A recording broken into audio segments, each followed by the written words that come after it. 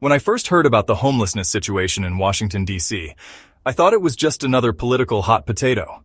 But boy, was I wrong. It turns out, this issue is about as hot as the surface of the sun, and just as likely to burn you if you get too close. So, strap in, because we're about to take a journey through the streets of our nation's capital that'll make you wish you'd paid more attention in your high school economics class. And, maybe your empathy class too, if that was a thing. The shocking numbers. Let's start with some numbers, shall we? Because nothing says fun video about a serious issue quite like throwing a bunch of statistics at you. In 2024, homelessness in Washington, D.C. increased by a whopping 14% compared to 2023. That's right, 14%. To put that in perspective, that's a bigger jump than my heart rate when I accidentally liked my ex's Instagram post from 2015. But wait, there's more. The point-in-time count, which sounds like a vampire's favorite way to tally things, revealed that 5,616 individuals were experiencing homelessness in D.C. on the night of the count. That's, more people than can fit in some Broadway theaters. Imagine an entire show's audience, but instead of watching Hamilton, they're trying to find a safe place to sleep. Not quite as entertaining, is it? A citywide crisis. Now you might be thinking, surely this is just a DC problem, right? Wrong.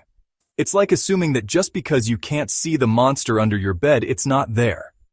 The entire DC metropolitan area saw a 12% increase in homelessness, with 9,774 people experiencing it. That's almost 10,000 people, or as I like to call it, the population of a small town where everyone's really struggling. And here's the kicker. DC showed the largest rise among all 8 jurisdictions included in the count. It's like they're competing for the worst housing crisis, and DC is winning. Congratulations, Washington. You've won the game nobody wanted to play. It's like being crowned most likely to succeed at a failure convention. So, what's causing this tsunami of homelessness? Well, it's a bit like making a really terrible cocktail. First, you start with absurdly high housing costs. Then you add a dash of lack of affordable housing. Shake it up with some economic instability and garnish with a sprig of underemployment. Voila! You've got yourself a housing crisis that would make even the most hardened real estate agent weep. But wait, there's a secret ingredient in this misery mocktail: structural racism. Because apparently we couldn't just stop at making housing unaffordable. We had to throw in some good old-fashioned discrimination too. It's like racism looked at the housing market and said, "Hold my beer." And now this toxic brew is spilling over, affecting black households disproportionately. It's as if the American dream came with a whites-only sign that nobody bothered to take down. Now, let's talk about who's actually experiencing homelessness in DC. Spoiler alert. It's not just the people you might expect. First up, we've got the seniors. That's right. Grandma and Grandpa are the fastest growing group of unhoused people in DC. But it's not just the older folks. At least 13,000 young people in Washington experience homelessness or unstable housing. It's like retirement, but instead of golf and early bird specials, you get, well, the streets. It's the world's worst retirement plan. That's 13,000 kids who are more worried about where they're going to sleep than about their TikTok follower count. And many of these young people are facing this alone, without support from a parent or guardian. It's like street alone, and trust me, no one's laughing. But wait, there's more. Because apparently misery loves company, the surrounding jurisdictions are also seeing increases in homelessness. It's like a really depressing game of dominoes. Fairfax County, for example, reported 1,278 people experiencing homelessness during the 2024 pit count. That's 1,278 people who could fill up a small concert venue. But instead, they're headlining Living on the Streets, the unending tour. Now, you might be wondering, didn't we just go through a global pandemic? Shouldn't that have taught us something about taking care of each other? Well, apparently not. The end of COVID-era housing protections has contributed to rising homelessness. It's like we collectively decided, you know what, that whole roof over your head during a crisis thing was overrated? Let's try survival of the fittest instead. And now, this stark reality. We've gone from "we're all in this together" to "you're on your own, buddy," faster than you can say eviction notice. Glimmers of hope. But fear not, dear viewers, for all is not lost. There are actually some programs out there trying to make a difference. Permanent housing programs aimed at transitioning chronically homeless individuals into stable living situations have seen some success. It's almost as if giving people homes helps with homelessness. Who would have thought? It's like discovering that water is wet, or that politicians sometimes bend the truth. Shocking, I know. So there you have it, folks. Homelessness in Washington, D.C. It's bad, it's getting worse, but there's still hope. The solution isn't simple, but then again, neither is assembling IKEA furniture. And we managed to do that somehow.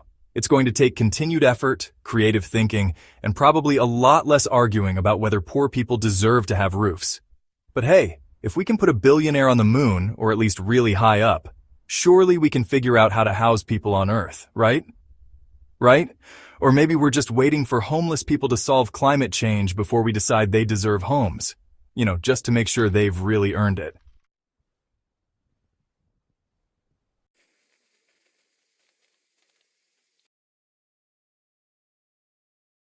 And now, a special message from AZ, a remarkable individual with a legacy spanning 2 nations and countless lives. Ozzy hails from a great majesty family, a lineage of heroes and leaders who once ruled with justice and compassion. For 45 years, he has dedicated himself to calling radio talk shows and sending nearly 5,000 messages, urging governments to prioritize food over war.